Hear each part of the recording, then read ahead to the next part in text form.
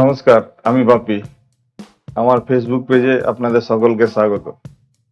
ACL 2 থেকে suspend হয়ে গেল মোহনবাগান। এসিএল 2 থেকে ছাঁটাই করে দেওয়া হয়েছে মোহনবাগানকে। মোহনবাগান যে এসিএল 2 এর প্রথম ম্যাচটা খেলেছিল আহাল এফকের বিরুদ্ধে, সেই ম্যাচটাও বাতিল করে গণ্য করা হবে। সেই ম্যাচটার কোনো ভ্যালু নেই, কারণ সেই ম্যাচটা মোহনবাগান হেরে গেছিল, সেই ম্যাচ থেকে কোনো পয়েন্টও পায়নি। কিন্তু মোহনবাগান পরপর 2 বছর এসিএল 2 খেলতে ইরানে গেল না।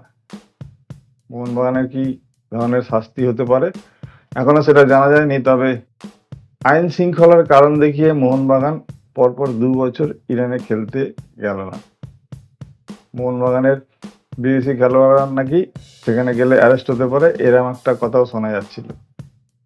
মোহনবাগান ক্লাবটা ফুটবল খেলার জন্য তৈরি হয়েছে, ফুটবল মাঠ থেকে পালিয়ে আসার জন্য তৈরি হয়নি। এই অকর্মণ্য কর্মকর্তাদের জন্য মোহনবাগান দিনের পর দিন এই অবস্থায় পরিণত হচ্ছে।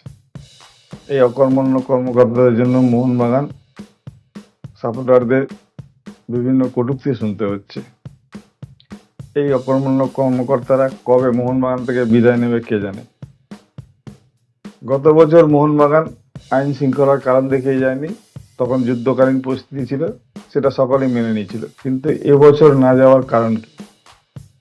মোহনবাগানের বিদেশিরাই মোহনবাগানকে নিয়ন্ত্রণ করবে? মোহনবাগানের এই বিদেশিগুলো যদি কোনো এক দেশে খেলতে না যায়, তাহলে মোহনবাগানে আর বাকি প্লেয়ারগুলোকে নিয়ে যাওয়া হলো না কেন? মোহনবাগানে আর বাকি প্লেয়ারদের নিয়ে গিয়ে ম্যাচটা খেলানো হলো না কেন? মোহনবাগান টিম ম্যানেজমেন্ট কিংবা মোহনবাগান ক্লাবের মেজর ম্যানেজমেন্ট এরা কিন্তু কোনো অফিসিয়াল বিবৃতি দিয়ে জানাচ্ছে না যে কেন মোহনবাগান যায়নি। অ্যাকচুয়ালি ক্ষমতায় থাকতে থাকতে দেবাশিস সিঞ্জয় বসুরা ক্ষমতা লোভী, ক্ষমতা পিপাসু হয়ে গেছে। এদেরকে কোমরে দড়ি বেঁধে নিজের জায়গা থেকে নামিয়ে দিতে হবে, একদম মাটিতে নামিয়ে নিয়ে আসতে হবে। সেই দিন চলে আসছে। দীর্ঘদিন ক্ষমতা ভোগ করতে করতে এরা এমন একটা ভেবে নিয়েছে যে এদের নাগাল পাওয়া সম্ভব নয়। মোহনবাগানটা কি এদের পৈতৃক সম্পত্তি নাকি? ইরানে কি আর অন্য কোনো মানুষ থাকে না? ইরানের এতই খারাপ পরিস্থিতি? ইরানে কোনো ট্যুরিস্ট যায় না? ইরানে কি অন্য বিদেশি খেলোয়াড়গুলো সেখানে খেলে না? ইরানে কোনো লিগ চলে না?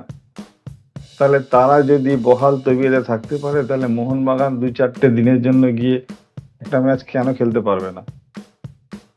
প্রশ্ন থাকলে এইসব কর্মকর্তাদের কাছে। অবশ্য কর্মকর্তারা একটা ভেড়াতে পরিণত হয়েছে, যে ভেড়াগুলো সমাজে অচল। এই কর্মকর্তাদের ইমিডিয়েটলি বিদায় করে দেওয়া উচিত।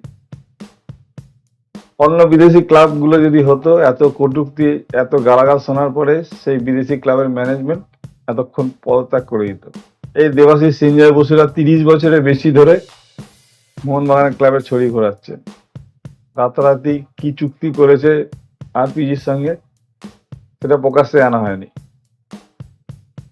মোহনবাগান ক্লাব ক্রমশ অথৈতলে ডুবে যাচ্ছে। মোহনবাগানের মাপকাঠি শুধু আইএসএল লিগ সিল খেলার জন্য আর ডোমেস্টিক টুর্নামেন্ট খেলার জন্য। মোহনবাগান কেন বিদেশে গিয়ে খেলবে না?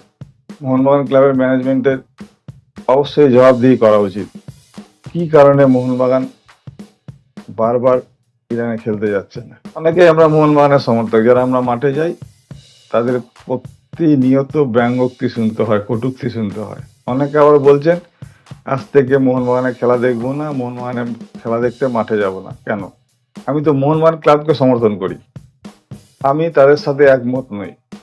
মোহনবাগান অন্তে প্রাণ আমার, মোহনবাগান নিয়েই বাঁচবো। মোহনবাগানের জন্যই গলা ফাটাতে যাবো, মাঠেও যাব, টিভিতে যদি মাঠে যাওয়া না সম্ভব না হয় টিভিতে বসেও খেলা দেখবো, কিন্তু মোহনবাগানের জন্যই গলা ফাটাবো। এই চামার চোর, চামার চিটিংবাজ কর্মকর্তাদের বিরুদ্ধে প্ল্যাকেট নিয়ে মাঠে যাব, এটাই আমার প্রতিবাদ থাকবে।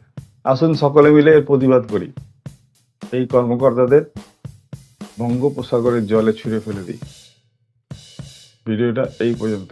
যদি ভালো লাগে অবশ্যই একটা লাইক করে দেবেন, আর আমার ফেসবুক পেজটা ফলো করতে ভুলবেন না।